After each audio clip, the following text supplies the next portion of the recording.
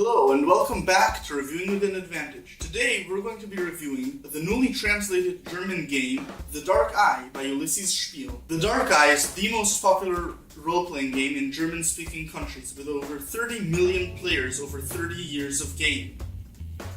What makes The Dark Eye special, according to them, is that its world is ever-growing and ever-changing, incorporating player-given lore into the setting. Another thing that makes The Dark Eye very unique is its very complex rule set that comes with optional rules to make it even more complex and all-encompassing. I'll start the review by reviewing the book itself.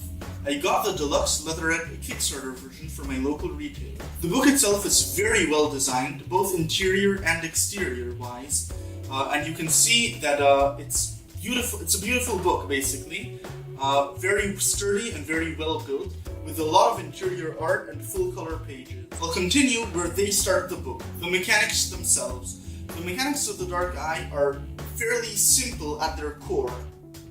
You have an attribute, you roll 1d20, if you roll under your attribute you succeed, if you roll over your attribute you fail. Where does it get complicated?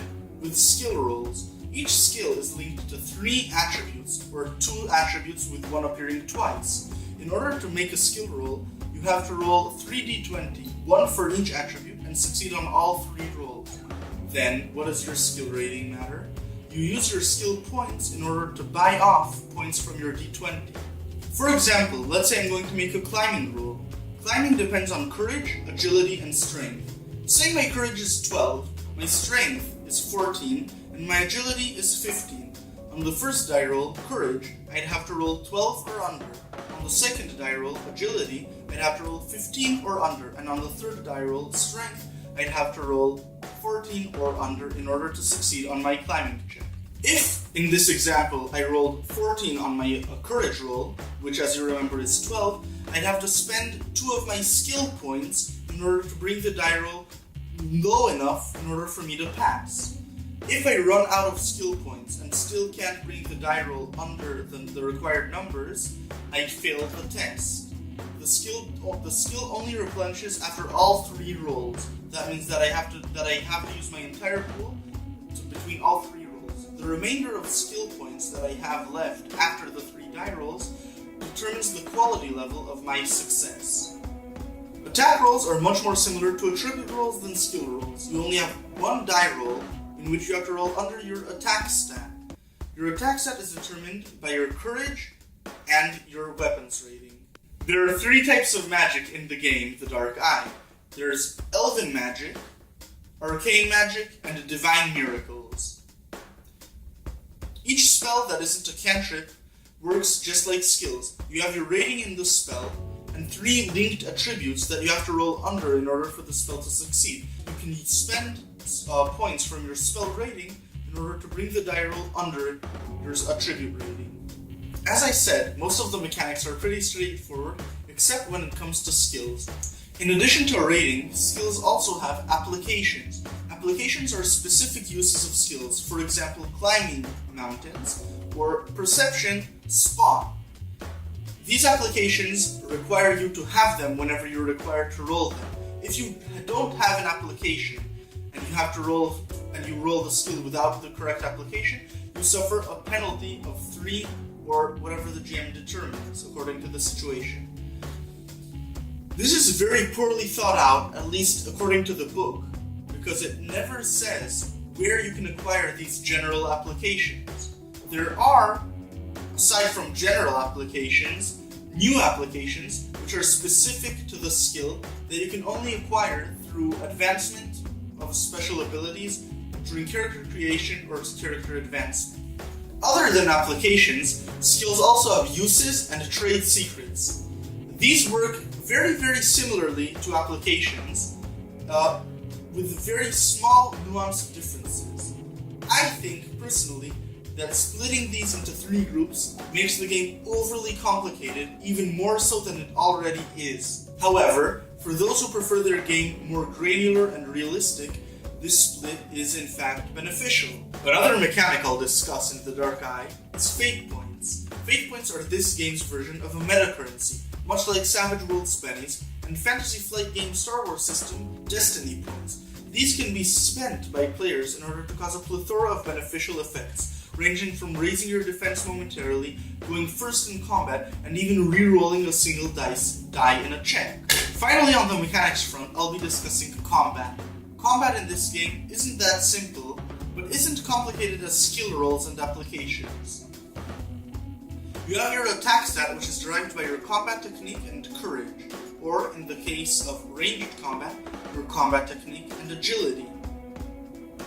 With each 3 points in your attribute, raising your combat technique by 1 for purpose of the attack roll. If your attack roll is successful, then the defender gets a chance to roll parry or dodge. It is worth noting that his parry or dodge is not affected by the outcome of your attack roll. That means that it doesn't matter how good a sword fighter you are, if the character you're attacking is just good at dodging, you will probably dodge.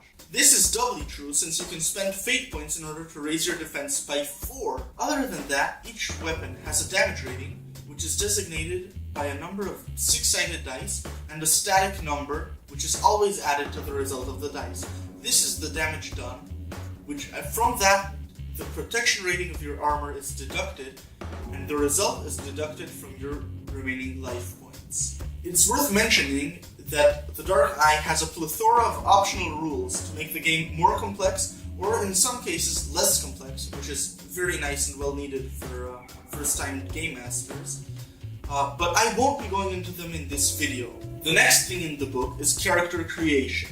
Character creation comes in 15 steps, which is a lot.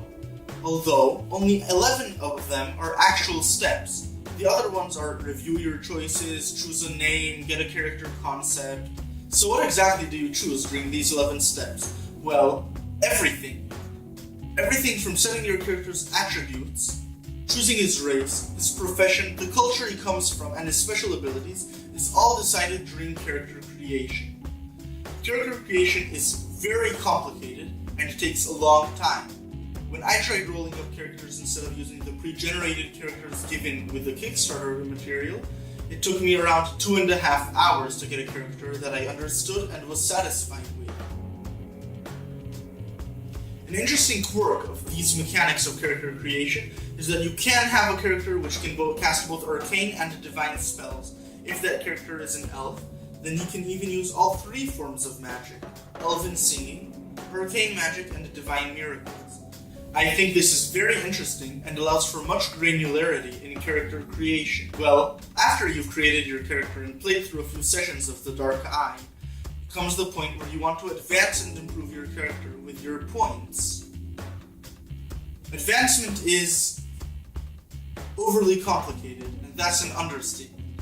Each skill, or each part of your character, has a rating from A to D, which determines how many advancement points you have to spend in order to advance it from each rank to the next. This can get very tedious to keep track of, even though all the material already exists in the character sheet.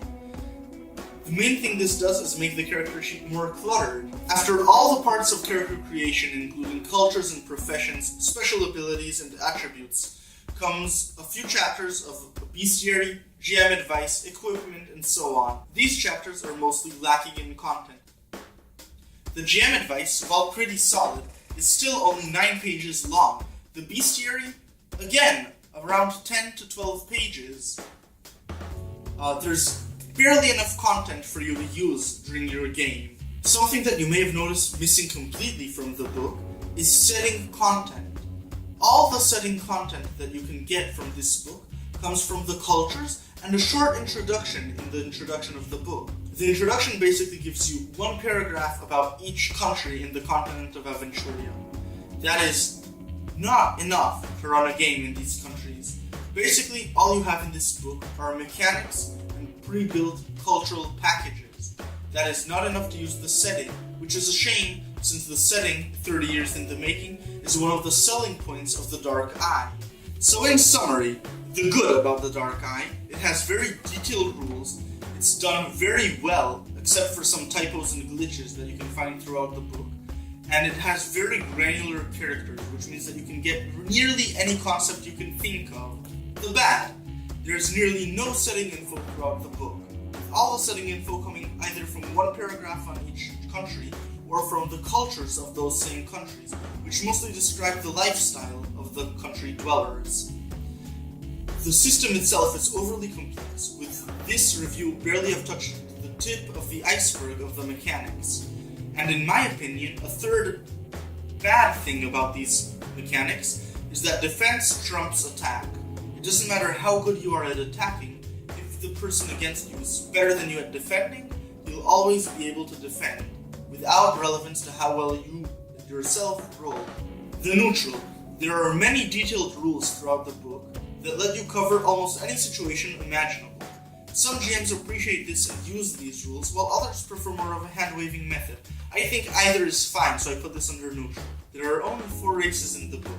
Some people prefer more races, some people prefer less. Again, I put this under neutral, even though I believe that they're planning on releasing more races in further supplements. The final point under neutral is that spells and skills are basically the same. They function the same. Spells have a bit more complicated rules that I didn't delve into in this review, but some people think that magic should have its own subsystem. Divine magic and arcane magic should have separate subsystems. Again, this is a matter of personal preference. I think that it's good that they didn't put in a whole subsystem for magic, as the game is already more than enough complicated. Final thoughts. I'd only recommend the Dark Eye if you're a mechanics enthusiast and want to see things done a bit differently, or if you're planning on getting the whole game line. That, or at least the Aventuria Almanac and the Aventuria Bestiary. These, I think, are required for you to play. So that's it for this time of Reviewing with an Advantage. Don't forget to like, share, and subscribe.